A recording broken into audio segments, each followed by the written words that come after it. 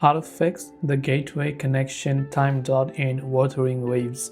If you've been playing Wuthering Waves and then you get the error, the gateway connection has timed out, this issue is mostly related to your internet connection.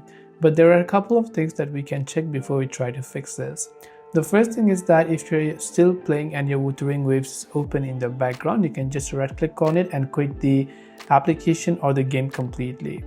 After that, if you are on your macOS and you're downloading Wuthering Waves on Mac, you could go to your App Store, search for Wuthering Waves and make sure that you've installed the latest update.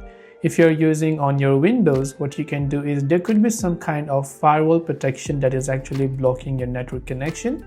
So you might want to make sure that is not the case as well. Another thing you want to check is to simply click on your Wi-Fi toggle and go to your Wi-Fi settings. There you can try to turn off and turn on your Wi-Fi to see if that helps you solve the problem. As I said earlier, that this issue is mostly related with your internet connection. You can also go to your details.